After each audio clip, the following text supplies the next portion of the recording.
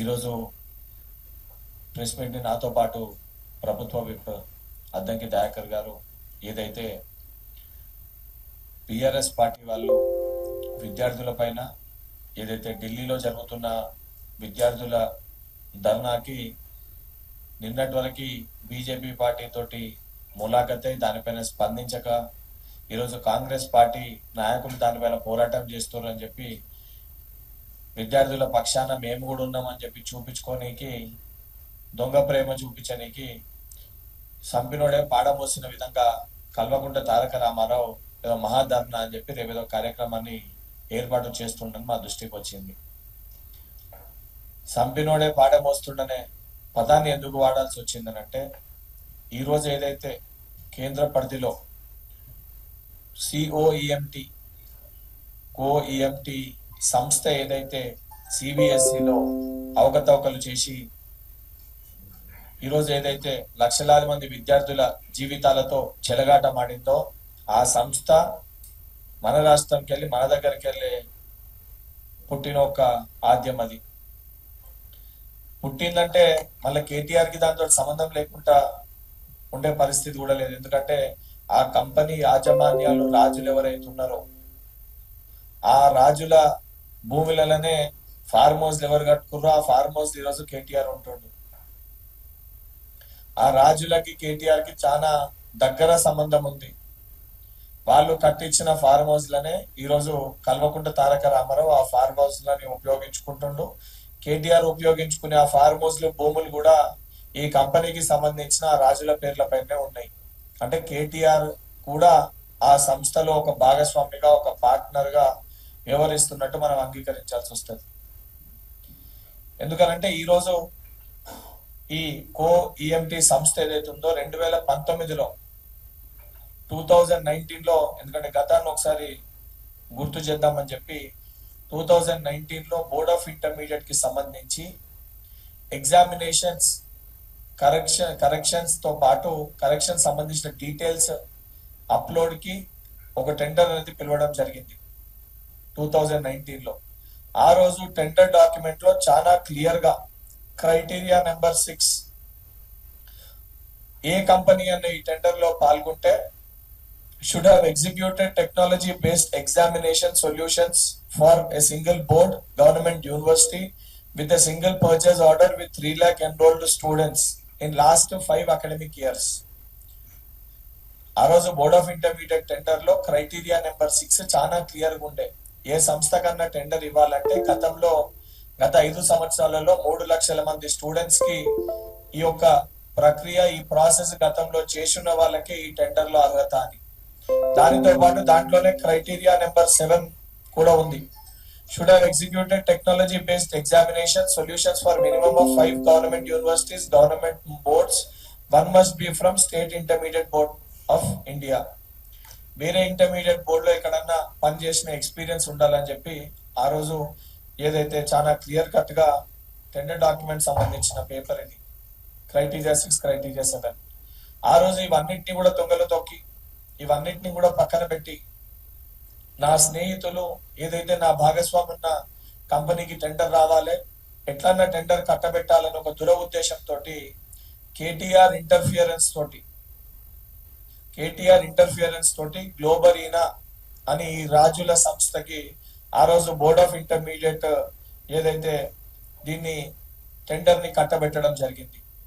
కేవలము అర్హతలు పక్కకి పెడితే దానికంటే ముందే ఈ గ్లోబరీనా అనే సంస్థ పైన జేఎన్టీయూ కాకినాడలో జేఎన్టీయూ హైదరాబాద్ లో ఆన్లైన్ సిలబస్ ని మేము తయారు చేసి ఇస్తాము అని చెప్పని టెండర్ తీసుకొని వివిధ వేరే పుస్తకాలలో సిలబస్ తీసుకొని దాన్నే జిరాక్స్ గా మార్చి ఆ రోజు జేఎన్టీయూ కాకినాడకి జేఎన్టీయూ హైదరాబాద్ కి ఇస్తే జేఎన్టీయూ కాకినాడలో ఎఫ్ఐఆర్ నెంబర్ 26 ఆఫ్ 2019 ఆ రోజు జేఎన్టీయూ కాకినాడలో కూడా ఆ సంస్థ పైన జేఎన్టీయూ హైదరాబాద్ జేఎన్టీయూ కాకినాడలో ఎఫ్ఐఆర్ నెంబర్ 26 ఆఫ్ 2019 కేసు కూడా ఆ రోజు కాకినాడ జేఎన్టీయూ దాఖలు చేయడం జరిగింది.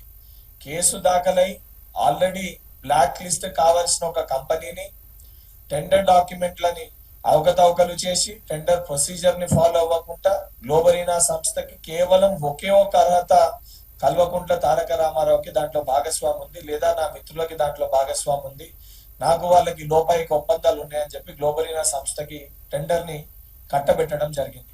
కట్టబెట్టిన తర్వాత అనేకమైన అవకతవకలు జరిగినాయి. జరిగి ఆ రోజు వచ్చిన కొన్ని పేపర్ కథనాలని మీకు చూపించే ప్రయత్నం చేస్తున్నాను. ఆ రోజు కొన్ని పేపర్లలో చాలా క్లియర్ కట్ గా ఈ విషయం పైన ఆర్టికల్స్ కూడా రావడం జరిగింది. దానితో పాటు ఆ రోజు క్లియర్ కట్ గా ఏదైతే ఒక స్టూడెంట్ కి సంబంధించిన డీటెయిల్స్ సాంస్క్రిట్ పేపర్ లో మార్క్స్ లో ఏమో ఏ అని రాసి దాని పక్కన రిజల్ట్స్ లో ఏమో ఫెయిల్ అని రాసింది. అంటే మళ్ళీ అదే స్టూడెంట్ ఎవరికైతే అబ్సెంట్ అని వేసిర్రో ఆ స్టూడెంట్ రీవాల్యుయేషన్ కి అప్లై చేసుకుంటే 44 మార్కులతోటి ఆ స్టూడెంట్ పాస్ అయింది. కానీ అప్పటికే పాప మా చెల్లి ఆత్మహత్య చేసుకొని చచ్చిపోయింది. నేను ఫెయిల్ అయిన బాధతోటి ఆత్మహత్య చేసుకొని చనిపోయింది. రీవాల్యుయేషన్ అప్లై చేసుకుంది. రీవాల్యుయేషన్ రిజల్ట్స్ వచ్చే లోపల అందరూ కూడా మానసిక ఒత్తిడికి లోనై తన రోజు ఆత్మహత్య చేసుకున్నారు. అట్లా 26 మంది విద్యార్థులు ఆత్మహత్య చేసుకున్నారు. ఇంత జరిగిన తర్వాత కూడా, ఇన్ని విషయాలు జరిగిన తర్వాత కూడా ఆ గ్లోబరీనా సంస్థని మన దగ్గర బ్లాక్ లిస్ట్ చేయలేదు. బ్లాక్ లిస్ట్ చేయకుండా ఆ సంస్థని ఇడిచిపెట్టేసరికి అదే సంస్థ సిఓఎంటి అని same directors and same proprietor same ownership తోటి సేమ్ అదే సంస్థ ఇంకొక సిఓఎంటి అనే ఒక కొత్త సంస్థని ఓపెన్ చేసి దాంట్లో సిబిఎస్ఈ టెండర్లని వాళ్ళకి తీసుకోవడం జరిగింది. నిజంగా ఆ రోజు కల్వకుంట్ల తారక రామారావు బిఆర్ఎస్ ప్రభుత్వం ఈ గ్లోబరీనా సంస్థని దాంట్లో ఉన్న యాజమాన్యాలని ఏదైతే బ్లాక్ లిస్ట్ చేసింటే ఈ రోజు సిబిఎస్ఈకి ఆ పరిస్థితి పట్టేదా, ఆ గతి వచ్చేదా? ఇవన్నిటినీ మర్చిపోయి ఇవన్నిటి గురించి మాట్లాడకుండా ఈ రోజు కల్వకుంట్ల తారక రామారావు నేను విద్యార్థుల కోసము మహాధర్నా ఏర్పాటు చేస్తున్నా అంటే చాలా హాస్యాస్పదంగా అనిపిస్తుంది. నిజంగా కేటీఆర్ నీకు చిత్తశుద్ధి ఉంటే ఈ గ్లోబరీనా సంస్థకి సంబంధించి నాకు ఎటువంటి సంబంధం లేకపోతే నువ్వు బయటికి వచ్చి నిజంగానే ఆ రాజులతోటి నాకు ఎటువంటి సంబంధం లేదు, ఆ రాజుల భూమిలో నాకు ఫార్మ్ హౌస్లు లేవు, ఆ రాజులతోటి నాకు ఎటువంటి లోపాయిగా ఒప్పందాలు లేవు అని చెప్పి నువ్వు గతంలో చేసిన తప్పుకి బహిరంగ క్షమాపణ చెప్పి, నువ్వు గతంలో ఏదైతే తప్పు చేసినావో దానికి తెలంగాణ విద్యార్థులకి బహిరంగ క్షమాపణ చెప్పి దాని తర్వాత మాట్లాడితే బాగుంటది. ఇది పక్కన పెట్టి నేను నా బర్త్డే సెలబ్రేట్ చేసుకుంటున్నానంటే 10 రోజుల కిందనే దుబాయ్ లో ఫిలిం ఇండస్ట్రీకి సంబంధించిన కొంతమంది వ్యక్తులతోటి నీ బర్త్డే నువ్వు చాలా ఘనంగా సెలబ్రేట్ చేసుకున్నావు. అది నీకు తెలుసు, చాలా మందికి నీతో ఉన్నోళ్ళకు కూడా తెలుసు. 10 రోజుల క్రితం నువ్వు దుబాయ్కి వెళ్ళి ఫిలిం ఇండస్ట్రీకి సంబంధించిన కొంతమంది వ్యక్తులతోటి నీ బర్త్డే చాలా ఘనంగా నువ్వు సెలబ్రేట్ చేసుకున్నావు. నీ బర్త్డే నువ్వు సెలబ్రేట్ చేసుకొని ఇక్కడికి వచ్చి 3 రోజుల పాటు రిలాక్స్ ఉండి భారతీయ జనతా పార్టీ పైన మాట్లాడితే మళ్ళీ ఇక్కడ కాళేశ్వరంలోనో లేదా ఈ కేసులలో మా అయ్యని మమ్మల్ని లోపలేస్తారని చెప్పి సైలెంట్ గా ఉండి నోరు మెదపకుండా ఈ రోజు అదంతా కూడా మళ్ళీ ఎక్కడ మాట్లాడకపోతే కాంగ్రెస్ పార్టీకి లాభం చేకూరుస్తుందని ఒక ఉద్దేశంతో ఈ రోజు బయటికి వచ్చి దొంగ దీక్షలు చేస్తే తెలంగాణ ప్రజలు ఎవరు కూడా నేను నమ్మే పరిస్థితి లేదు. అండ్ చాలా క్లియర్ గా చెప్తున్నాం, ధర్మేంద్ర ప్రధానికి ఈ రోజు ఆ సంస్థకి ఆ టెండర్ సిబిఎస్ఈకి సంబంధించిన టెండర్ కట్టబెట్టడంలో కూడా కేటీఆర్ ప్రమేయం ఉంది. కేటీఆర్ ఏదైతే నేర్పించిన లీకులే ఈ రోజు భారతీయ జనతా పార్టీ కేంద్ర పరిధిలో ఈ లీకులు ఇక్కడికి వెళ్ళి నేర్పిస్తే అక్కడ కంటిన్యూ అయ్యి ధర్మేంద్ర ప్రధాన్ కూడా ఆయన పరిధిలో కూడా ఈ రోజు కేంద్ర పరిధిలో నీట్ ఎగ్జామినేషన్స్ లీక్ అయినాయి. అండ్ గత 10 ఏళ్లలో అత్యధిక పేపర్ లీకులు ఎక్కడ జరిగినాయి అంటే మన తెలంగాణ రాష్ట్రము బిఆర్ఎస్ ప్రభుత్వ హయాంలో 4వ స్థానంలో ఉండే. అది ఎంసెట్ పేపర్ గానీ 10th పేపర్ గానీ టీజీబీఎస్సీ పరిధిలో 26 పేపర్లు ఒకటేసారి గాని ఇవన్నింటిపైన తెలంగాణ విద్యార్థులకి నువ్వు క్షమాపణ చెప్పకుండా మొన్న కూడా నువ్వు సభ ఏర్పాటు చేస్తే విద్యార్థులు నిన్ను అదే డిమాండ్ చేసిండ్రు.